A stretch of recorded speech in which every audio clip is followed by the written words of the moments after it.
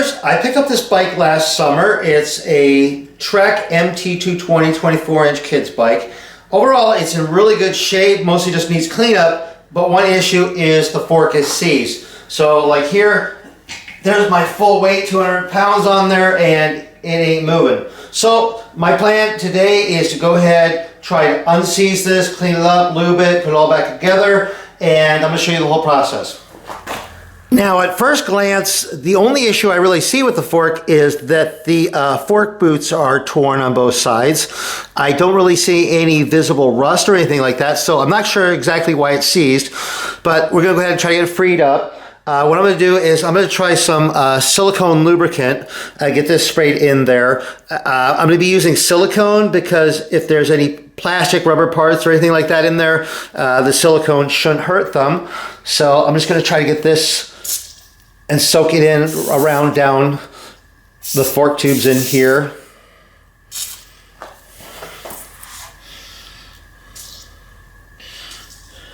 I'll give that time to soak in. So now I'm going to go ahead and remove these caps. This one just pops off. So I'm going to try to get under it and kind of lift it up.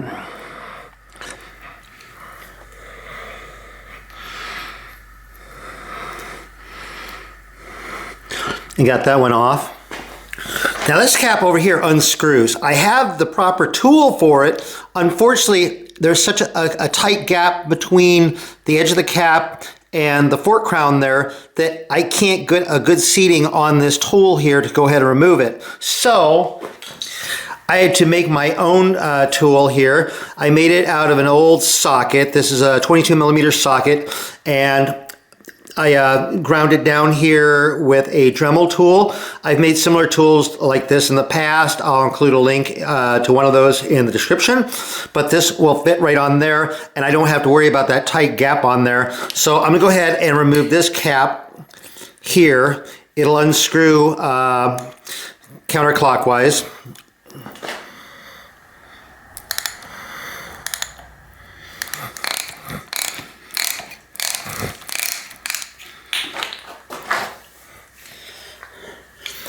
Got it out. A little chewed up, but I got it out. Well, I've had that silicone oil in there for quite a while, so let's see if it's loosened them up. Push it down, and hey, it went down. Not real smoothly, but it did go down, so pull this out.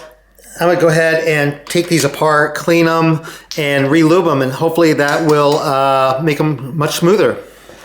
Okay, so looking down this tube, there's nothing down there. It's just like a hollow tube that goes down into the lower. There's no bolt or no parts or anything like that.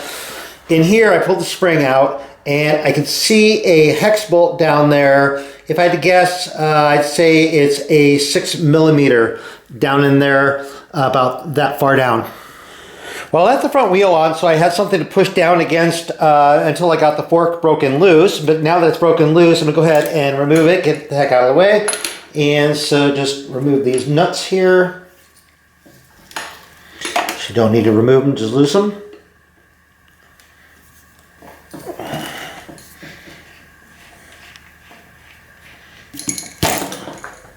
Now I'm going to go ahead and remove these brakes so that they won't be in the way when I drop the lowers.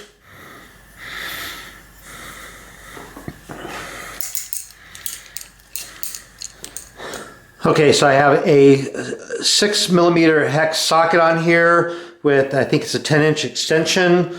Slide this in there, and yep, I can feel it hook into the bolt in there. So I'm gonna go ahead and loosen that bolt.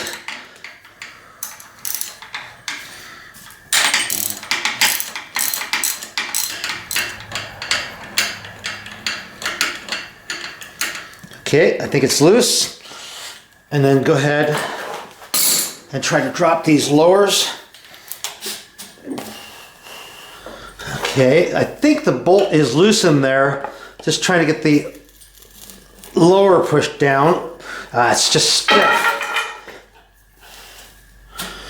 Okay.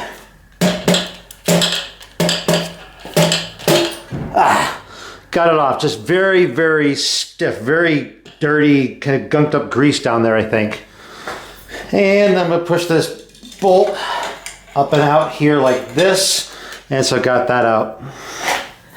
Just kind of very gritty, dirty grease down in here. That's probably why they weren't moving smoothly. So I'll get these all cleaned up and re-lubed, and hopefully everything will move much smoother. Well, here's the parts of the fork. There's really not much there. A very simple fork, what you expect to find on a kid's bike.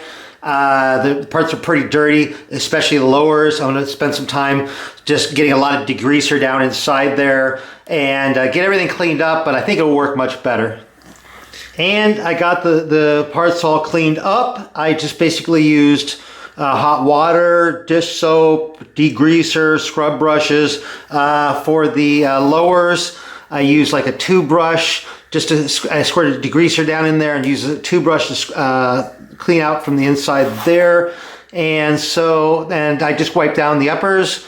And so ready to start putting this thing back together again. Now you want to use a grease that is made for suspension forks. I'm going to be using Slickoleum, also known as Slick Honey. Another product is SRAM Butter, it's more expensive. But if you use a grease that is not made for suspension forks, you're not going to get the performance that you should be getting, and it very likely may damage or destroy your fork. So if you want to use something else, do so at your own risk. And I'm going to start by putting this little bolt part in. And I'm going to go ahead and put some grease down on the whole part there. And then slide this down into there.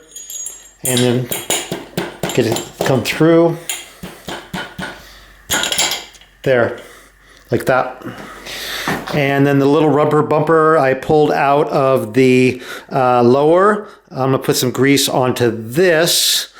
And there was a flat side and kind of a tapered side. The tapered side went down, so I'm going to go ahead and just slide this onto the bolt there with the tapered side facing down. And so then I've got the lowers here. I want to get some grease down along the little parts where the fork hits in there. There's like one up here and one down there. So I can reach down and run some grease along inside there and some grease up along inside here and do on the other side as well.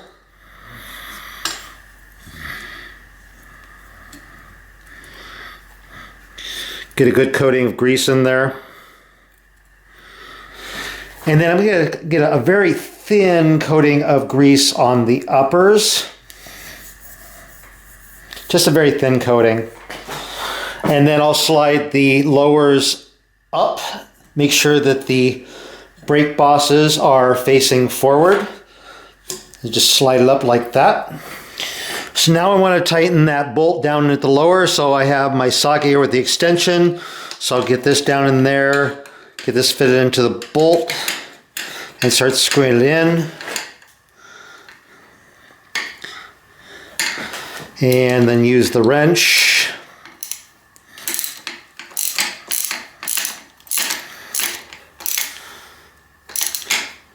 And then tighten it in.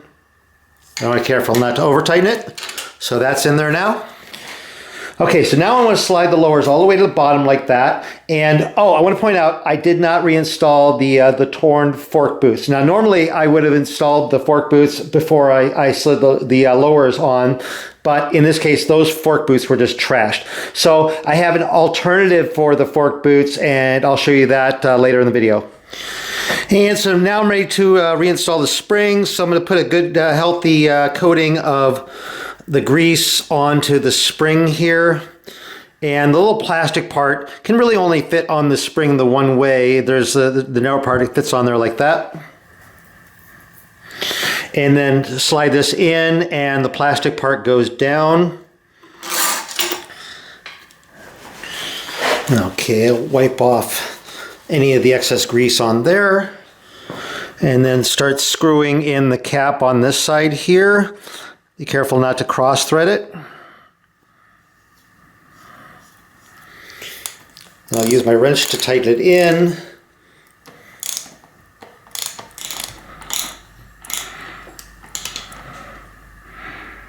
Like that, and be careful not to over tighten it. And the cap on this side just pushes in like that.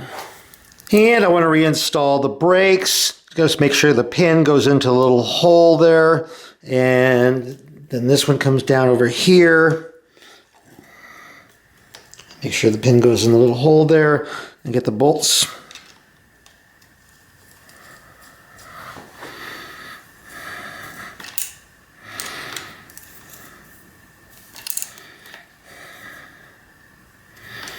And then reinstall the front wheel.